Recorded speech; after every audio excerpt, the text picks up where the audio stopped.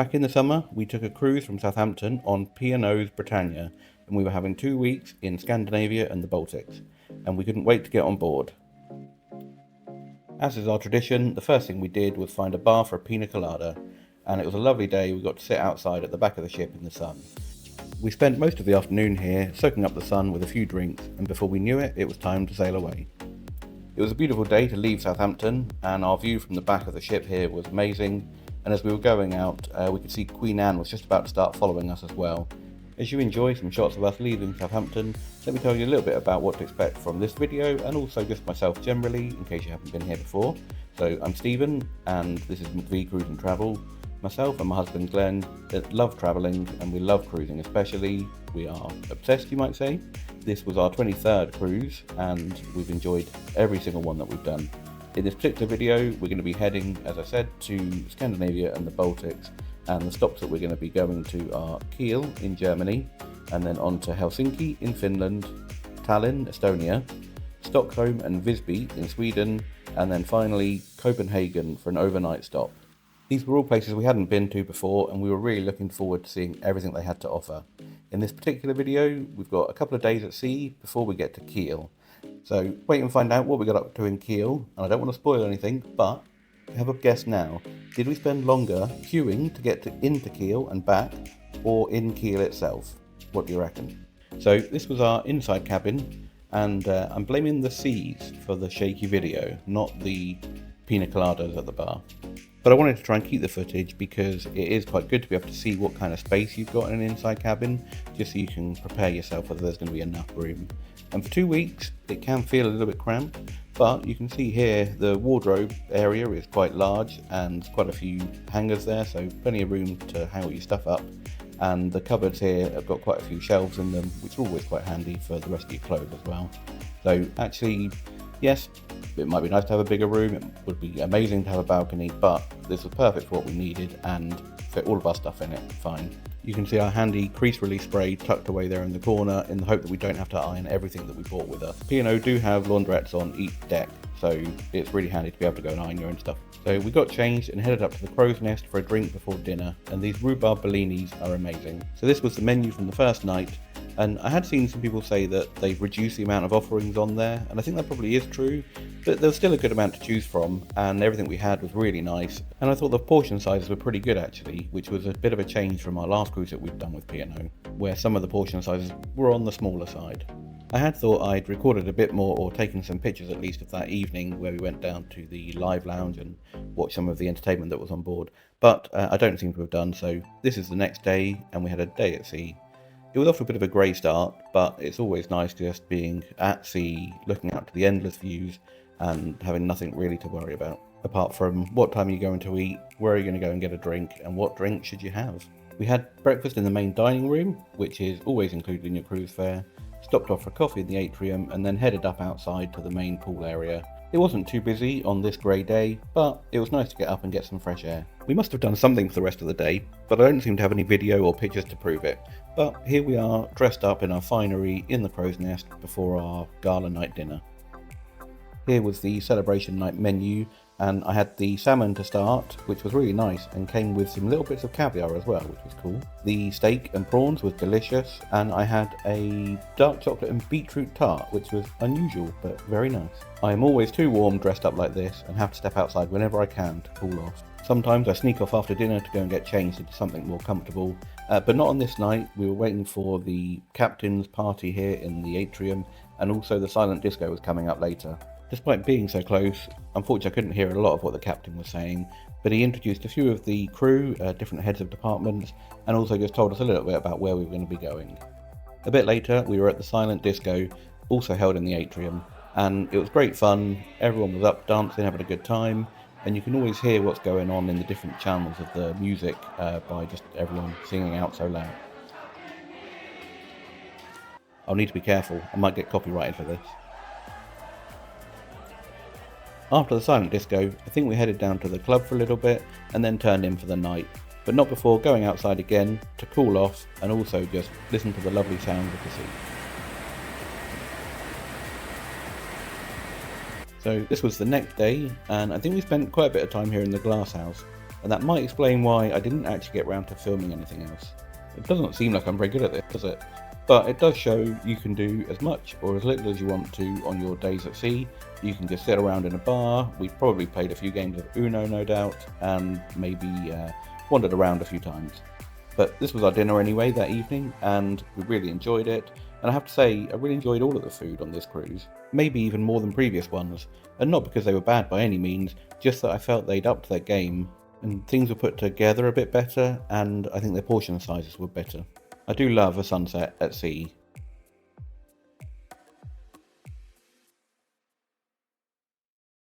Alright, on to the next day, and I had some lovely smoked salmon and poached eggs to start off our day in Kiel. Down near guest services we found this cruise map from a similar cruise last year, and I really love these. So cruise maps, cruise globe and Emma Cruises, if you're watching, which you're probably not, this is a free plug.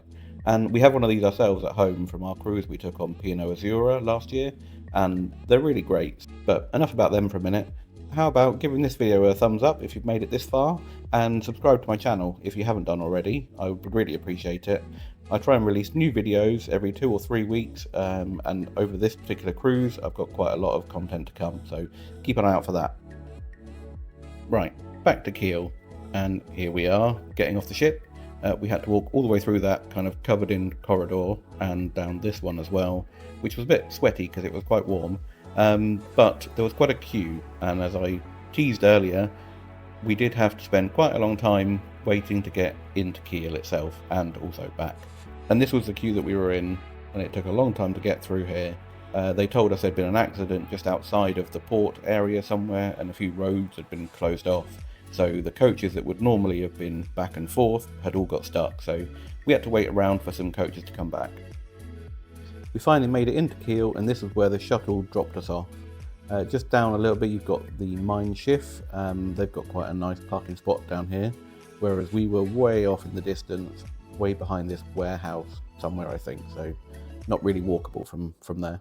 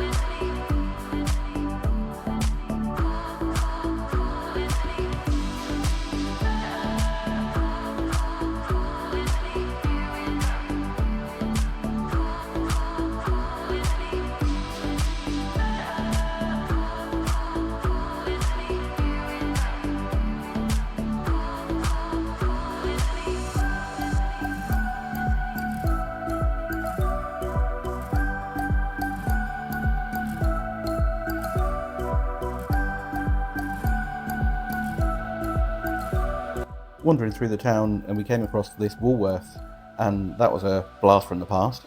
Obviously not quite the same as it used to be, and probably a completely different chain, but yeah, it was nice to see that on the high street. It had started raining quite heavily, so we ducked into this little cafe under shelter to get a beer and some currywurst, which was very nice.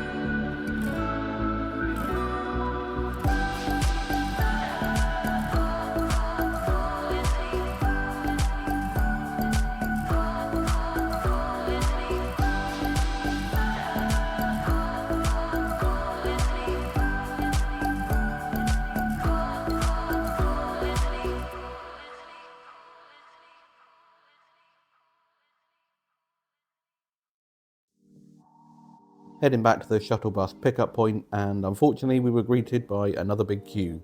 So we had to wait around quite a while to get back onto a coach back to the ship. I don't know overall whether we spent more time in Kiel or trying to get back and forth, but I'll find out and I'll let you know at the end of the video. And then getting off the shuttle and into the terminal, yes, you guessed it, another queue. Back on the ship, after a couple of hours of chilling out, having a few drinks and a swim, it was time to sail away, and they had the sail away party up on deck. We stayed around for a bit of this, but we had to go and get ready because we had reservations at the Limelight Lounge that evening to go and see Levoir. Now, Levoir is a drag queen you may have heard of either from RuPaul's Drag Race or more recently from the Strictly Come Dancing that she's been taking part in. But we hadn't seen her before, so we've heard she was really good. So it was a great opportunity to try out the Limelight Lounge and the food that they have in there, and also get to see Levoir, who was hopefully going to be hilarious.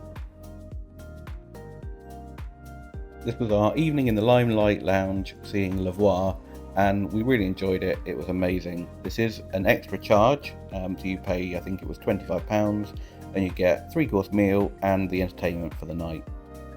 The food was delicious and the service was amazing in here, and it's well worth doing. Levoir was so funny and had us in tears from start to finish. I don't want to spoil it, but I'll share a couple of clips here. Music play. Oh, life is a cabaret on charm. Come to the cabaret.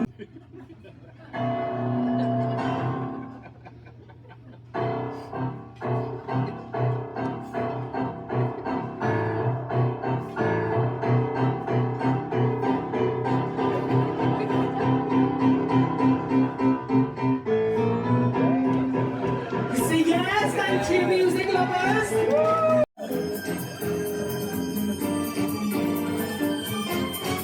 His name was Nathan. He had eyes to bathe. He had really lovely teeth, and he came from Blackwell Heath. When I was him, his hands went wandering, but Nathan went a bit too far and down and jumped across the bar. We did also get to meet Levoir at the end of the show and get a picture with her, and she was so lovely and really gracious with her time. Hello, me from the present again. So I can confirm we spent 2 hours and 45 minutes queuing to get into Kiel on the coach and then queuing to get back and everything like that. So quite a long time, a lot more than we'd have expected. We spent 2 hours and 55 minutes in Kiel itself. So not actually much more time than we had getting there. This was a bit disappointing, but it wasn't the fault of P&O or anything like that. Just one of those things that happen sometimes. You can't control the traffic, unfortunately, and I think, as I said earlier, there was an accident outside the port, which meant all the coaches for the transfers had backed up. One of those things, and you have to just get on with it. But to be honest, we're probably not in a rush to go back to Kiel, and if it's on any of our future itineraries, we'll probably end up going on an excursion or just doing our own thing to visit somewhere else nearby. Where we docked was quite far out of the city itself, and so you couldn't just get off and walk and do your own thing. We had to shuttle into the city. There was a 2E ship that got parked quite close, a Mein Schiff 7, I think it was. Obviously, they're a German firm, so they get preferential treatment, which is fair enough. But if you were docked down where they were, you'd be able to just walk and get to see the city for yourself. But from the industrial port, yeah, far too much walking, so you have to get an excursion, the shuttle. So yeah, in summary, not a bad place by any means, but probably not our favourite, and yeah, not in a rush to go back. Anyway, thank you for watching this video. If you've made it this far, I do really appreciate it. It is definitely not a given that anyone will make it to the end of any videos, so I appreciate you giving it your time. Hopefully you found it helpful and enjoyed coming along with us for the day, and look out for our next set of videos where we'll be another day at sea and end up in Helsinki in Finland. But for now, give me a like, drop a comment on the bottom, tell me what you'd get up to if you're in Kiel, or if you have been here, was there anything that we missed out on? And subscribe to my channel to keep an eye out for my next videos. But don't go too far, why not click on one of these videos next?